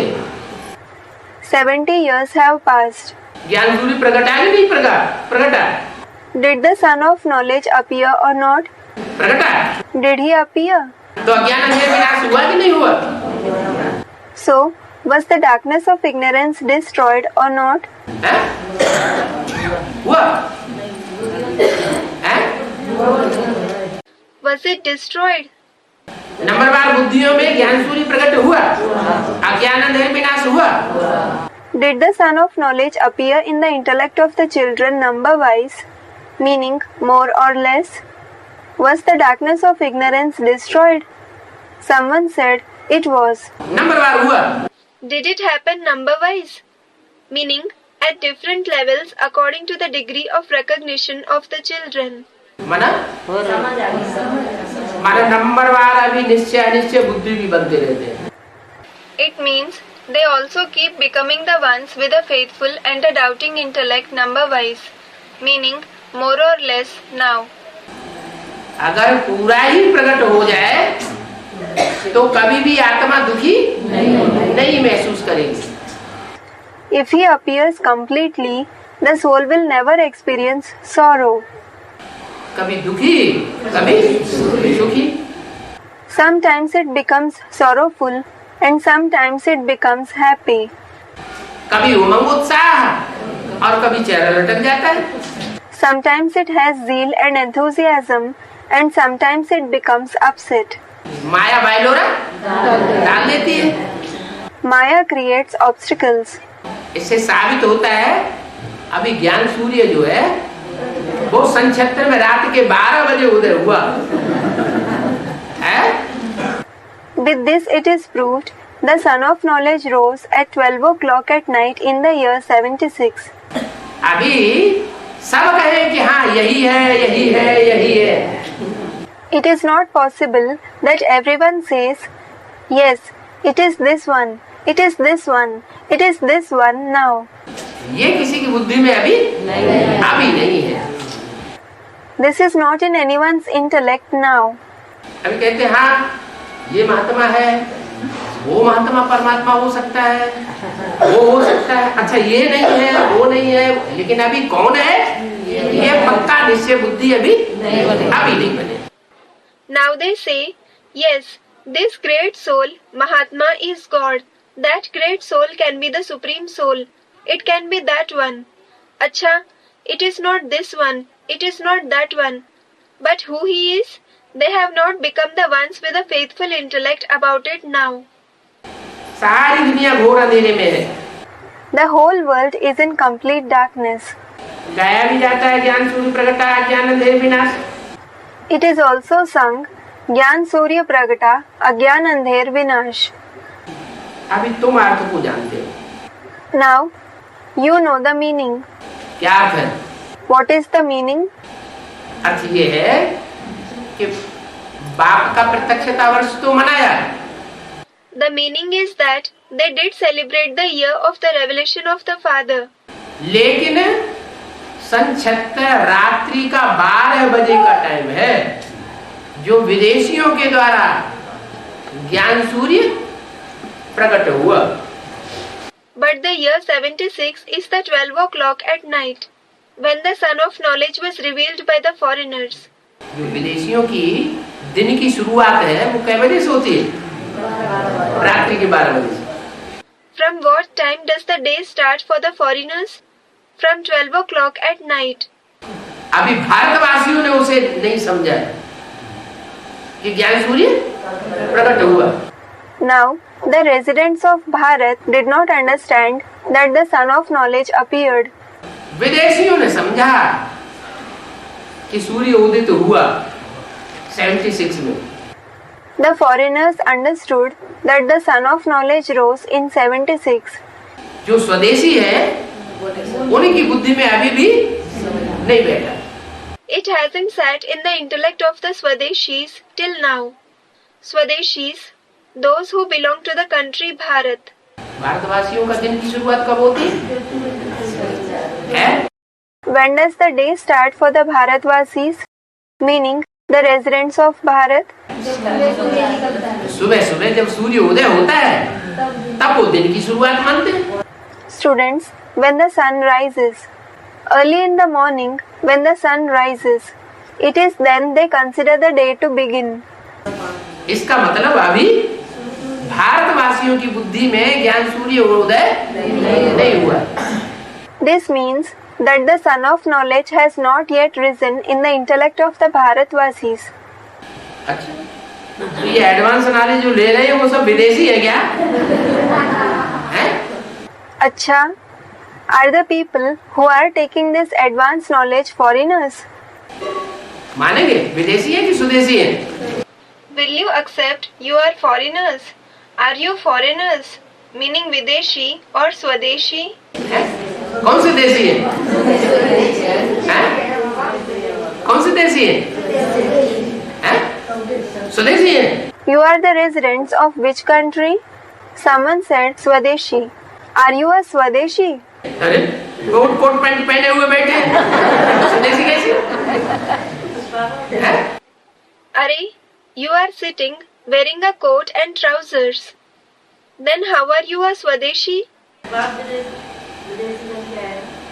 वो तो ठीक है, बाप तो विदेशी बन के आया। Someone said the father has come after becoming a Videshi. That is all right. The father has come after becoming a Videshi. है तो नहीं विदेशी? है बाप बहुत चालाक है। He is not a Videshi in reality, is he? The father is very clever. कहता मैं विदेशी बन के आया हूँ, मन है विदेशी नहीं। He says, I have come after becoming a Videshi. It means he is not a Videshi in reality. लेकिन बच्चों को उठाने के लिए विदेशी बन के आया। But he has come after becoming a Videshi to uplift the children. बाप तो बच्चों को उठाने के लिए विदेशी बन के आया है, बाकी है तो नहीं। The father has come after becoming a Videshi to uplift the children. But he is not a Videshi in reality. लेकिन बाप विदेशी बन के आया है, इससे साबित होता है जिनको उठाना है वो कौन से देश के हैं? But the father has come after becoming a Videshi. With this it is proved that to which country do the ones whom he has to uplift belong to? विदेशी है। They are foreigners. अच्छा, तो मुंह नहीं लटका लेना है क्या? रे हम विदेशी हो गए। अच्छा, so don't become upset thinking, अरे we have become a Videshi. आत्मा विदेशी होती है या शरीर विदेशी होता है? आत्मा स्वदेशी विदेशी होती है। Is the soul a Videshi or is the body a Videshi? Students, the soul. Is the soul a Swadeshi and a Videshi? कोई आत्मा ऐसी होती है जो 84 जन्म विदेश में ही लेता रहे हैं? Is there any soul who has 84 births only in the foreign countries? आत्मा कभी देश में जन्म लेती है, कभी दूसरे देश में, कभी तीसरे देश में। The soul is sometimes born in the country Bharat, sometimes in one country and sometimes in another country. आत्मा स्वदेशी विदेशी नहीं होती है। The soul is not a Swadeshi or a Videshi. आत्मा तो सब परम धामवासी है। All the souls are the residents of the Supreme Abode. क्या? परम धामवासी। What? The residents of the Supreme Abode. आत्मा को स्वदेशी विदेशी नहीं कहेंगे, किसको कहेंगे? शरीर को कहेंगे। The soul will not be called a Swadeshi or a Videshi. What will be called Swadeshi and Videshi? The body will be called that. क्या रे ये गोरा है, लंबा चौड़ा है?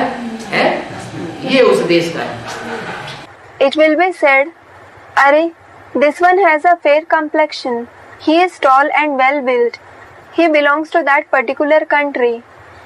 कहते हैं ना, ये नाटा है, काला है, ये अफ्रीकन है, ऐसे कहते हैं ना।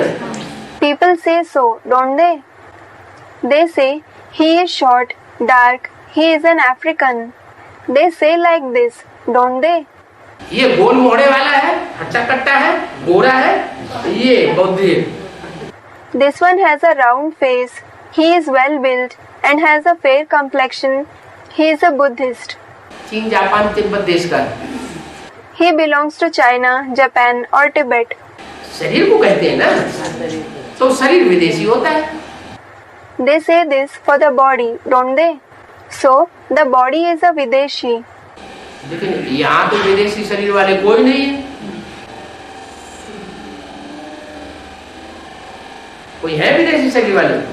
Is there anyone with the body of a foreigner? यहाँ तो ऐसे विदेशी शरीर वाले कोई नहीं है, लेकिन स्वभाव संस्कार की बात बताई कि आखिरी जन्म में आकर के विदेशियों का प्रभाव पड़ जाता है। Here there is no one with the body of a foreigner at all. But it was said about their nature and sanskars that they come under the influence of the foreigners in the last birth. तो विदेशियों का प्रभाव से प्रभावित हो गए, माने उनकी प्रजा बन गई। They came under the influence of the foreigners means they became their subjects. ऐसे विदेशी बच्चों को फिर बाप आकर के स्वदेशी बनाते हैं। Then the father comes and makes such Videshi children into a Swadeshi. ये बात जरूर है कि जो अच्छे अच्छे हैंड्स होते हैं वो विदेशों में भेजे जाते हैं। क्या? This is certain that the good hands are sent abroad. What? Bharat में भी आजकल ज्यादा पढ़े लिखे लोग हैं जो अच्छी अच्छी पढ़ाई पढ़ते हैं, फर्स्ट क्लास पास होते हैं, फर्स्ट क्लास एग्जाम पास करते हैं, वो कहाँ चले जाते हैं? विदेश में चले जाते हैं। Even in India, nowadays, the well-educated people who study well and pass the exams with a first class, where do they go? They go abroad. तो यहाँ ऐसे ही है। Similar is the case here. कि जो अच्छे अच्छे बच्चे थे वो सब आखिरी जन्म में आकर के विदेशी भाव स्वभाव संस्कार वाले बन जाते। The good children become the ones who have feelings, nature and sanskars of foreigners in the last birth. उन विदेशी भाव स्वभाव संस्कार वाले बच्चों को बाप आकर के पढ़ाते हैं। the father comes and teaches those children who have feelings, nature and sanskars of foreigners. और जानते हैं कि ये मेरे जहीन बच्चे हैं। And he knows that they are his intelligent children. उनकी पढ़ाई पढ़ करके विदेश में कौन जाएंगे? Who will study higher studies and go abroad? जो बुद्धिमान होंगे वो जाएंगे या सब जाएंगे? जो बुद्धिमान होते हैं वो जाते हैं। Will the intelligent children go or will everyone go? Only those who are intelligent go. तो ये मेरे विदेशी बच्चे हैं और ये विदेशी बच्चे इतने तीव्र बुद्धि वाले हैं, बुद्धिमान बाप के ऐसे बुद्धिमान बच्चे हैं कि बात की गहराई को पकड़ करके ऊंची पढ़ाई पढ़ करके ऊंचे से ऊंचा पद पाने वाले हैं। So, these are my Videshi children and they have such a sharp intellect. They are such intelligent children of the intelligent father that by grasping the depth of a topic, they study higher studies and attain the highest on high status. ऊंचे से ऊंचा पद कौन सा है? Which is the highest on high status? नर से Narayan. To become Narayan from Nar. ये राजयोग की पढ़ाई यही बच्चे पढ़ सकते हैं। Only these children can study this knowledge of Raj Yoga. क्या? जो आज कुंभकर्ण की नींद में सोए पड़े हैं वो ये पढ़ाई नहीं पढ़ सकते। What? Today, those who are sleeping in the sleep of Kumbhakarna, brother of Ravan in the epic Ramayana, who slept for 6 months and woke up for a day to sleep for another 6 months, they cannot study this knowledge. तो बाप विदेशी बच्चों को उठा के गले लगाते हैं और कहते हैं बच्चे मैं तुम्हें राजयोग सिखाने आया हूँ और जन्म जन्मांतर की राजाई देने के लिए आया हूँ। So, the father lifts up the Videshi children, hugs them and says, "Children, I have come to teach you Raj Yoga and give you the kingship for many births." तो मुंह लटकाने की बात नहीं है, हैं? So, there is nothing about feeling disappointed. रुद्रमाला के मणके भले सब विदेशी है, Even though all the beads of the Rudramala are Videshi, Rudramala, meaning the rosary of Rudra, फिर भी बाप का वर्षा पाने वाले हैं। they are the ones who receive the inheritance of the father. बाप का वर्षा पाने वाले हम बच्चे हैं। It is we children who receive the inheritance of the father.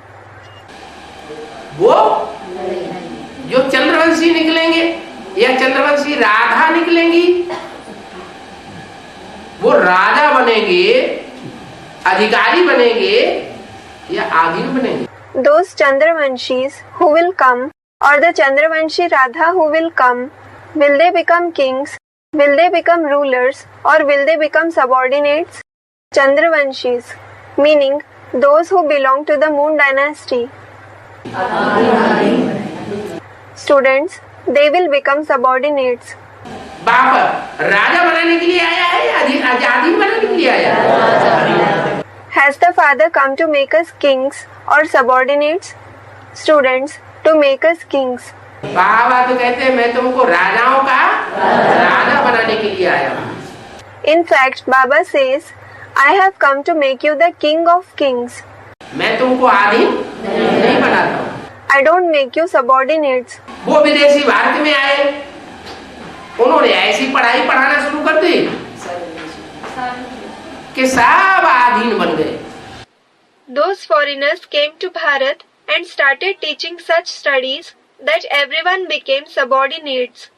आजकल किसी को नौकरी मिलती है तो कहते हैं हमें नौकरी मिल गई। If anyone gets a job nowadays, they say, I have got a job. पूरा परिवार बड़ा खुश हो जाता है। The whole family becomes very happy. क्यों खुश हो जाता है? Why do they become happy? क्योंकि मेंटलिटी बन गई है नौकरी करने की। It is because they have developed a mentality to do jobs. किसी को नौकरी मिली मैंने बहुत खुश हो, ये नहीं जानते कि नौकरी बना टोकरी, कोई के अधीन रहना। If anyone gets a job, they become very happy. They do not know that naukri, meaning job, means tokri, that is basket, meaning burden. To become subordinate to someone. बाप आधीन बनना नहीं सिखाते, क्या सिखाते हैं? The father does not teach us to become subordinates. What does he teach us? अधिकारी बनो, आधीन न बनो.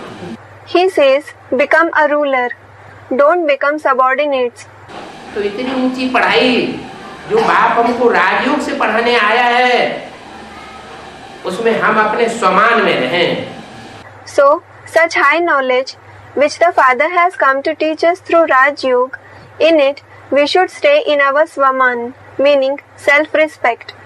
क्या? What?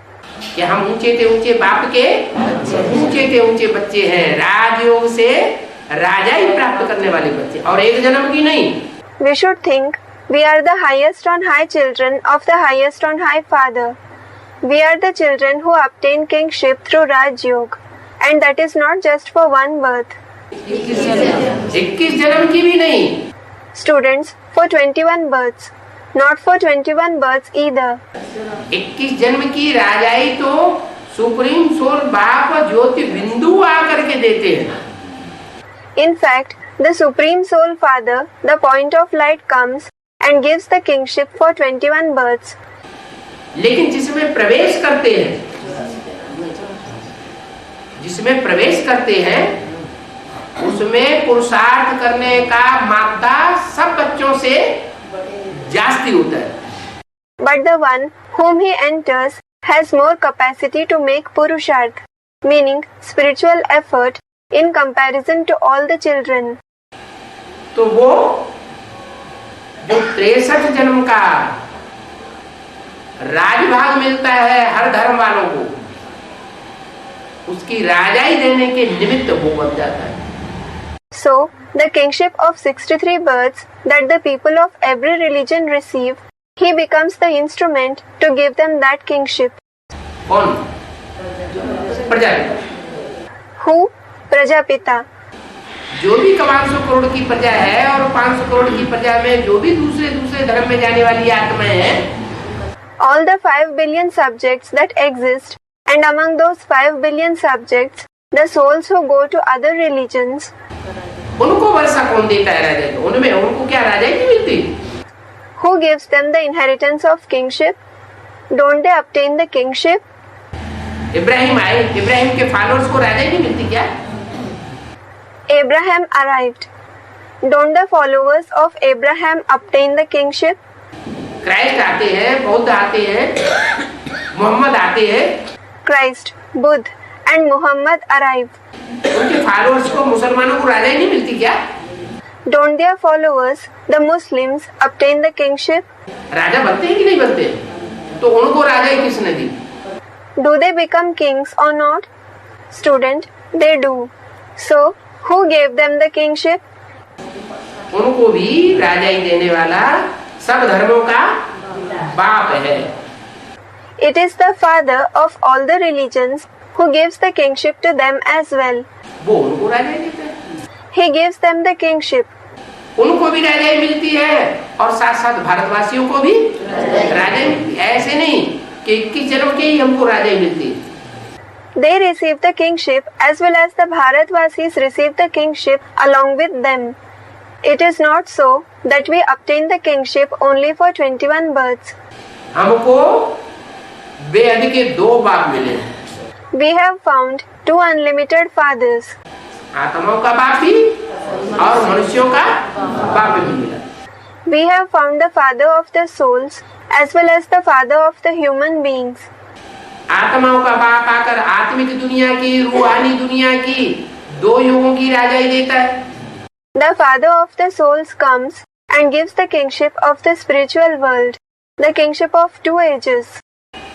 और जो जिस्मानी बाप है मनुष्य सृष्टि का, वो हमको 63 जन्मों की राजाई देता है. And the bodily father of the human world gives us the kingship for 63 births.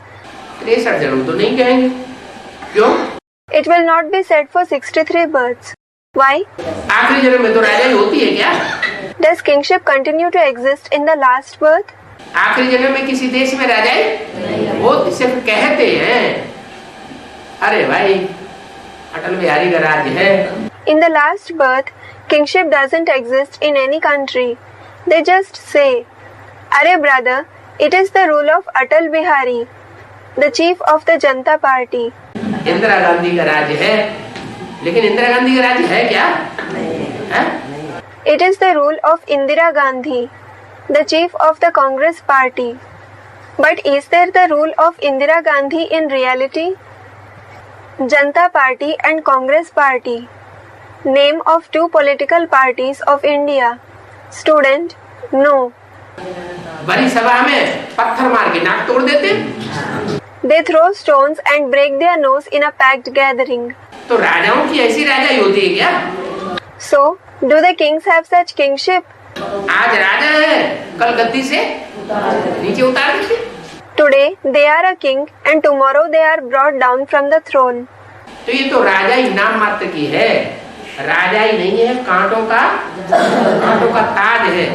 So, this is kingship just for namesake.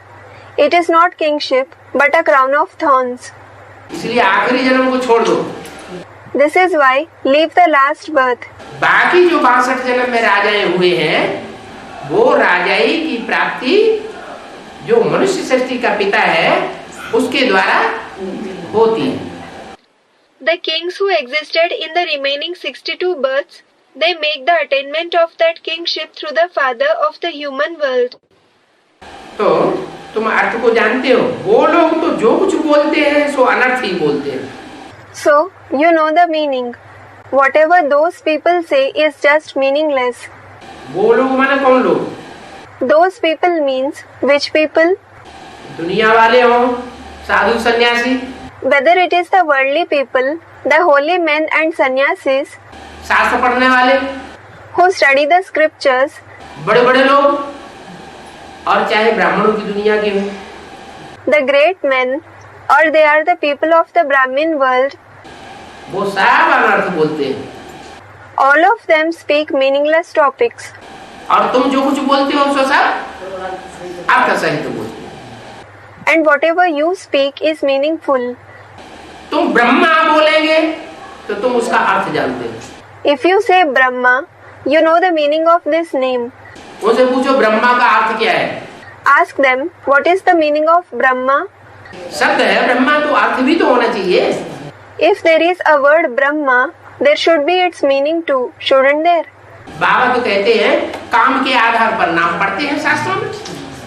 Baba says, in the scriptures, the names are given according to the act performed.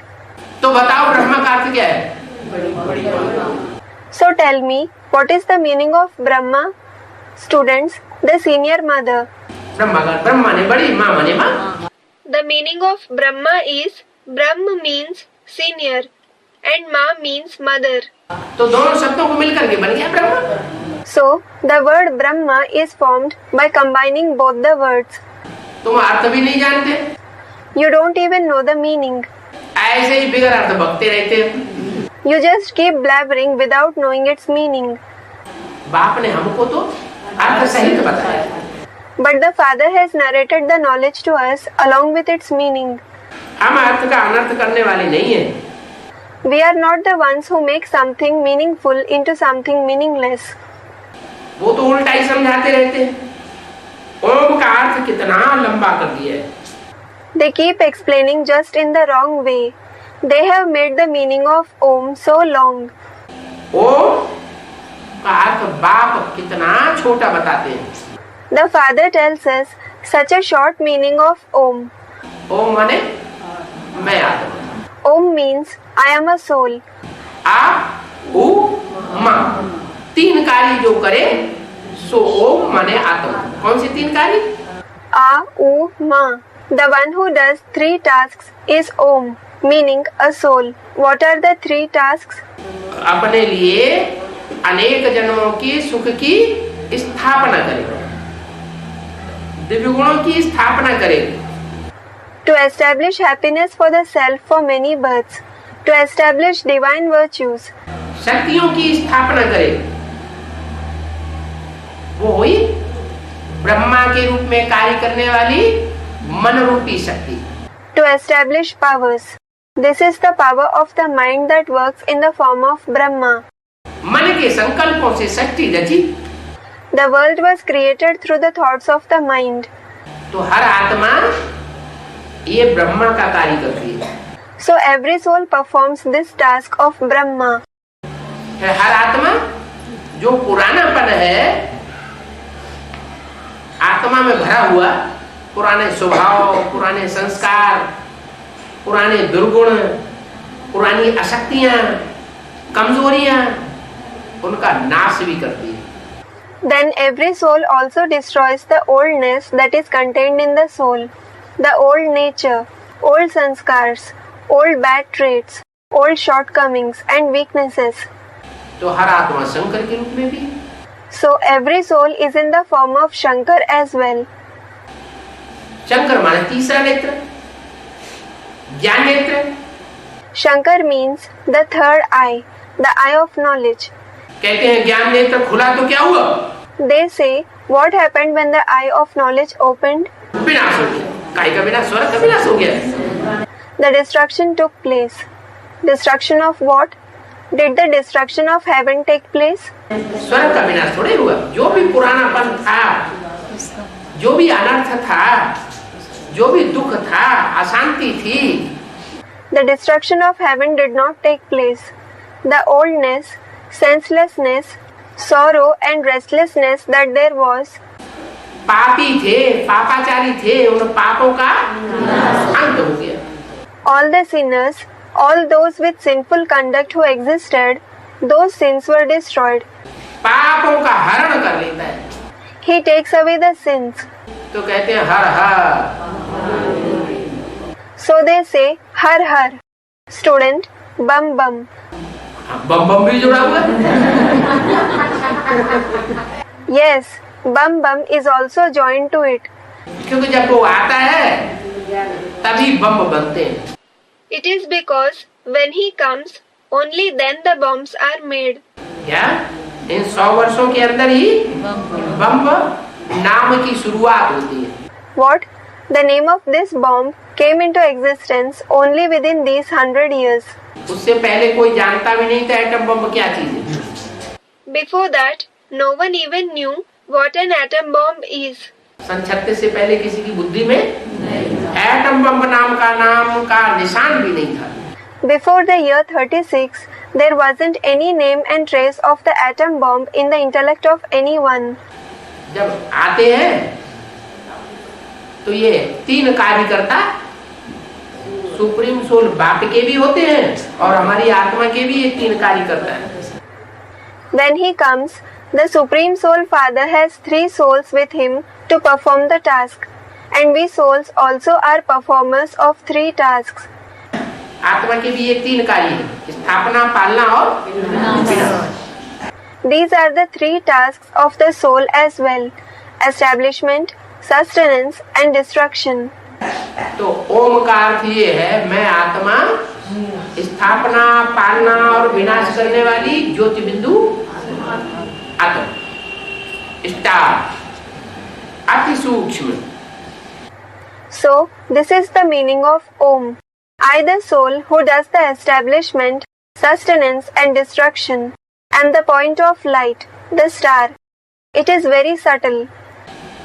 तो ओम का अर्थ अहम आत्मा और ये मेरा शरीर। So, the meaning of Om is I am a soul and this is my body. क्या? ये मेरा शरीर और मैं। What? This is my body and I, students, am a soul. मेरा माने किसका? आत्मा। Mine. Mine means whose? Of the soul. आत्मा परम धाम की रहने वाली है। The soul is the dweller of the supreme abode. क्या? आत्मा परम धाम की रहने वाली है और शरीर? What? The soul is the dweller of the supreme abode. And what about the body? परम धाम का रहने वाला नहीं है। The body is not the dweller of the supreme abode. शरीर इसी धाम का रहने वाला है। 5 तत्वों की जो दुनिया है इस दुनिया का है शरीर। The body is the dweller of this very abode. The body belongs to the world of the five elements. वो दूर देश से आती है आत्मा। The soul comes from a far off land. उसको निराकारी दुनिया कहा जाता है। That world is called the incorporeal world. आत्मा जहाँ से आती है इस सृष्टि में उसको निराकारी दुनिया कहते हैं। The place from where the soul comes in this world, it is called the incorporeal world. तुमको ये बुद्धि में है। You have this in your intellect. क्या कहा? What was said? तुमको ये बुद्धि में है कि हम कहाँ के रहने वाले हैं? परम धाम के रहने वाले। You have this in your intellect. You are the residents of which place? You are the residents of the supreme abode. उन ब्राह्मणों की ये बुद्धि में नहीं है। क्या? This is not in the intellect of those Brahmins. What? कि हम परम धाम के रहने वाले, उनकी बुद्धि में नहीं है। That they are the residents of the supreme abode. Isn't it in their intellect? वो नहीं पढ़ाई नहीं पढ़ाते कि सूरज चांद सितारों की दुनिया से पार परम धाम है, वहां से हम आत्माएं आती हैं। वो नहीं पढ़ाते हैं? Don't they teach this knowledge that the supreme abode is beyond the world of the sun, the moon and the stars? That we souls come from there? Don't they teach this? A student. They say that they will go to the supreme abode after leaving their body. Yes. वो कहते हैं हम शरीर छोड़ देंगे तब हम परम धामवासी बनेंगे। They say we will become the residents of the supreme abode after leaving our body. और तुम क्या कहते हो? हम जीते जी परम धामवासी बनते हैं। And what do you say? We become the residents of the supreme abode while being alive. असली अर्थ तुम्हारी बुद्धि में है कि तुम कहाँ के वासी हो और वो कहाँ के वासी हो। The actual meaning is in your intellect. Of which place you are the residents and of which place they are the residents. तो हम शांति धाम के रहने वाले में ये तुम्हारी बुद्धि हमारी बुद्धि में है, फिर हम आकर के किस जन्मों की प्रारब्ध हो गए। So it is in our intellect. We are the residents of the abode of peace. Then we will come and enjoy the reward for 21 births. क्या? हम परम धामवासी बनेंगे इस शरीर के साथ। What? We will become the residents of the supreme abode along with this body. शरीर छोड़ के नहीं, शरीर के साथ हम परम धामवासी बनेंगे। Not after leaving the body. We will become the residents of the supreme abode along with the body. और परम धामवासी बनने के बाद फिर कहाँ जाएंगे? फिर हम नई दुनिया में जाएंगे। And where will we go after becoming the residents of the supreme abode? Then we will go to the new world. अगर सर्विस अर्थ है, If for the sake of service, जैसे अभी हम सर्विस करते हैं तो अल्पकाल के लिए बुद्धि परम धामवासी बनती है।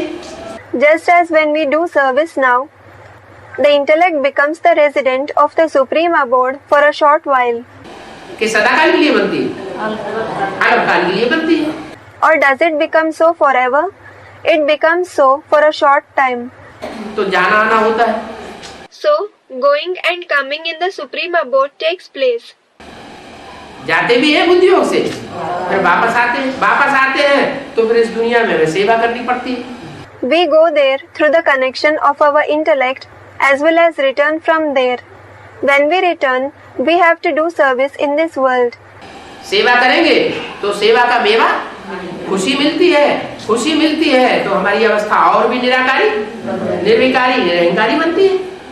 When we do service, we receive happiness as a reward. When we receive happiness, our stage becomes incorporeal, viceless and egoless even more. ज्यादा ही हमारी प्रैक्टिस पक्की हो जाती, Our practice becomes firmer. ऐसे प्रैक्टिस पक्के करते करते फिर अंत में हम सदाकाल के लिए परम धामवासी बन जाते हैं। By making the practice firm in this way, we will become the residents of the supreme abode forever in the end. जब समझ संपूर्ण हमारी स्टेज हो जाती है जितना हम चाहें उतना निराकारी स्टेज में रहें और न चाहें तो निराकारी स्टेज में न रहें। When our stage becomes perfect, we are able to remain in the incorporeal stage as long as we wish, and we don't remain in that stage if we don't wish. ऐसी जब हमारी stage हो जाती है तो फिर हम कहाँ वापस आते हैं? When we attain such stage, where do we come back? इस पुरानी दुनिया में हमको भटकने के लिए आना नहीं पड़ेगा। कहाँ आवेंगे?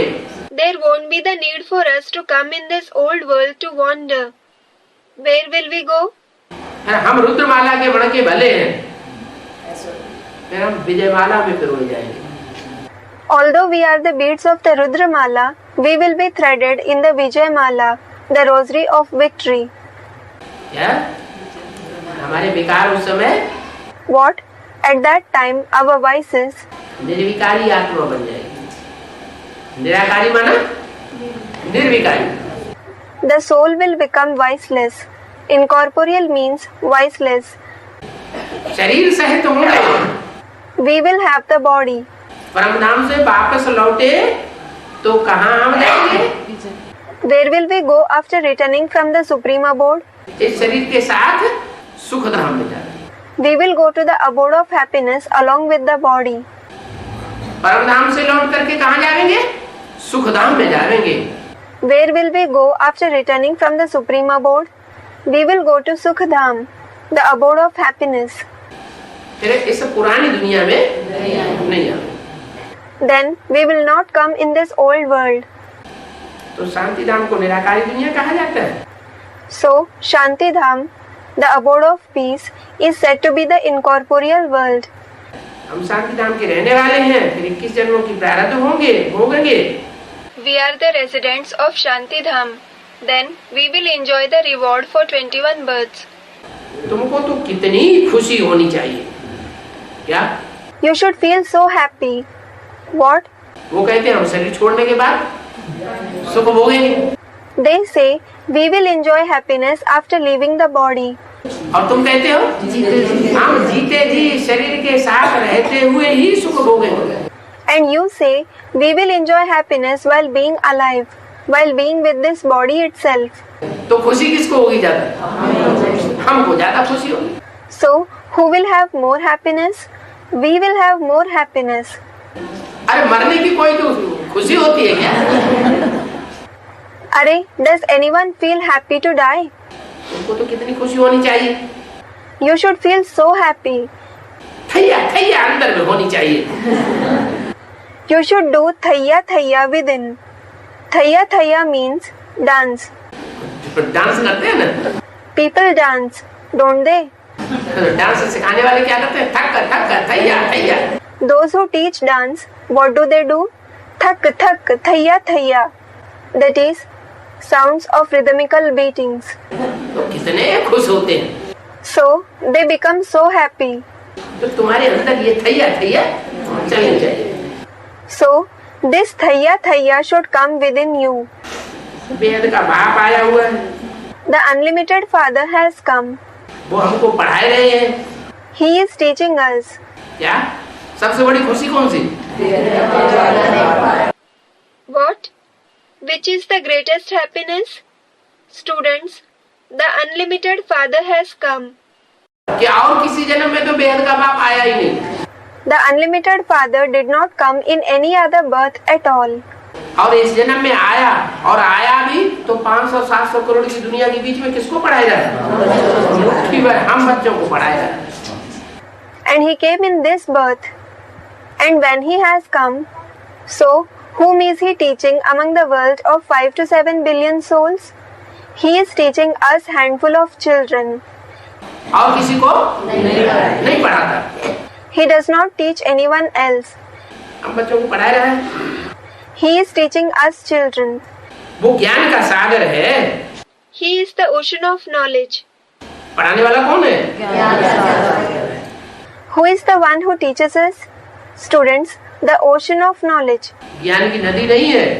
He is not the river of knowledge. उन ब्राह्मणों को कौन पढ़ाता है? Who teaches those Brahmins? उनको तो नदियाँ पढ़ाती हैं। Students, rivers. The rivers teach them. ज्यादा ज्यादा कोई सरोवर पढ़ा रहा होगा, At the most, some lake will teach them. कोई ज्ञान का सरोवर होगा, पानी रुका रहता है ना उसका, वो पढ़ा रहा होगा। If someone is a lake of knowledge, its water is stagnant, isn't it? He will teach them. कोई टुप्पा टुप्पी पढ़ा रहा होगा, Some ditch or pond will teach them. उनको पढ़ाने वाला कोई द्रौपदी कुंड होगा, The one who teaches them will be some Draupadi Kund, name of a pit in the village Kampil, Uttar Pradesh, considered to be sacred. Draupadi कुंड का भी पानी तो रुका हुआ रहता है। The water in the Draupadi Kund also remains stagnant, doesn't it? कोई कुआं होगा, कोई बावड़ी होगा, It will be some well, some bavli, a small deep water tank with steps. लेकिन हमको तो सागर पढ़ा रहा है। But what about us? The ocean is teaching us. जहाँ सारी नदियाँ जाकर के सागर में मिल जाती हैं, All the rivers go and join the ocean at the end. वो ज्ञान का सागर सृष्टि की आदि मध्य अंत को जानने वाला है। That ocean of knowledge is the one who knows the beginning, the middle and the end of the world. बाप को याद करते हैं तो जरूर हमारी बुद्धि में बैठना चाहिए कि कभी इस सृष्टि पर आया होगा। If we remember the Father, it should certainly sit in our intellect that he would have come in this world at some time. एक धर्म वाले याद नहीं करते हैं, Not only the people belonging to a particular religion remember him, सब धर्म वाले गॉड फादर को याद करते हैं। इससे क्या साबित होता है? but the people of all the religions remember God the Father. What is proved with this? कि जरूर इस सृष्टि पर आया था, तो उसकी याद करते हैं। He certainly came in this world, so they remember him. जरूर बाप आए थे, Certainly the Father came, और जयंती भी मनाते हैं। and they celebrate the Jayanti, meaning birthday too. क्या हम बाप की जयंती भी मनाते हैं? What? We also celebrate the Jayanti of the Father. ये भी तुम बच्चे जानते हो। You children know this too. ये जो शिव जयंती मनाई जाती है, महाशिवरात्रि मनाई जाती है, The Shiv Jayanti that is celebrated, the Mahashivratri that is celebrated, ब्राह्मणों में जयंती मनाते हैं, Jayanti is celebrated among the Brahmins, और दुनिया में महाशिवरात्रि मनाते हैं। and in the outside world they celebrate Mahashivratri. तो ये जो जयंती मनाते हैं, इससे भी साबित होता है कि ब्राह्मण जो 70वीं शिव जयंती मनाते हैं, इससे क्या साबित हुआ? So, the Jayanti they celebrate also proves that the 70th Shiv Jayanti that the Brahmins celebrate, what is proved through it? कि 70 साल पहले भी आया था। That he came 70 years ago too. ज्ञान का बीज बोया था। He sowed the seed of knowledge. जब बीज बोया जाता है ना, सृष्टि पैदाइश के लिए, तो गुप्त बोया जाता है या किसी को पता चलता है? When the seed is sown to create the creation, is it sown secretly or does anyone come to know of it? गुप्त बोया, It is sown secretly. तो 70 साल पहले वो ज्ञान का बीज बो करके गया।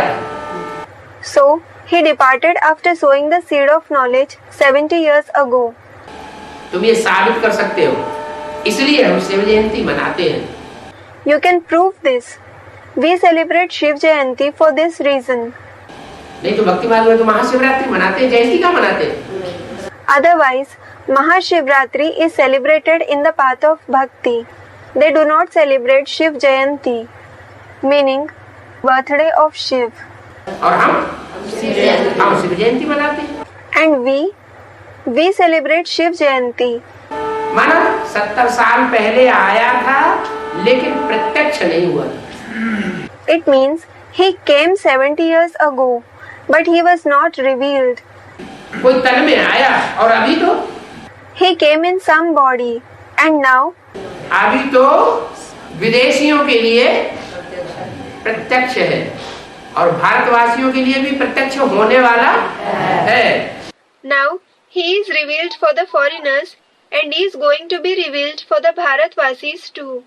अभी सच्ची सच्ची शिव जयंती हम मनाएंगे. Now, it is we who will celebrate the true Shiv Jayanti. तो तथागत ब्राह्मण तो शिव जयंती मनाते हैं. Those so-called Brahmins do celebrate Shiv Jayanti. तो भक्ति मार्ग वालों की देखा धुनी मनाते हैं कि इस दिन शिवरात्रि है. So, do they celebrate it, imitating the people of the path of bhakti, saying Shivratri falls on this day? या उन्हें असली पता है किस दिन शिवरात्रि है? Or do they know in reality on which day Shivratri is? वो भक्ति मार्ग वालों की देखा धुनी मनाते हैं. ये थोड़ा ही पता है कि प्रजापिता के अंदर कब आया. They celebrate it imitating the people of the path of bhakti. They do not know when Shiv entered Prajapita. बाबा कहते हैं मैं जब आता हूँ तो किसी को पता ही नहीं पड़ता. Baba says, when I come, no one comes to know about it at all. अरे गर्भ में आत्मा प्रवेश करती है तो तिथि तारीख का पता पड़ता है क्या? पता ही नहीं पड़ता. Are, when a soul enters the womb, do people come to know its day and date? Students, no. It is not known at all. तो वो भी तो आत्मा है ना, supreme soul. So, the Supreme Soul also is a soul, isn't he? वो कब आया ये किसी को पता ही नहीं. ऐसे ही झूठी शिव जयंती मनाते रहते हैं. Not a single person knows when he came. They just keep celebrating the false Shiv Jayanti. कि 70वीं शिव जयंती आज है. They say, today it is the 70th Shiv Jayanti. अब तुम तो कहते हो कि अभी सच्ची सच्ची शिव जयंती आने वाली है. Now you certainly say that the true Shiv Jayanti is yet to come. जब भारतवासियों के लिए भी होगी और विदेशियों के लिए भी प्रत्यक्षता होगी. Om Shanti. Then there will be the revelation of the Father for the Bharatvasis as well as the foreigners. Om Shanti.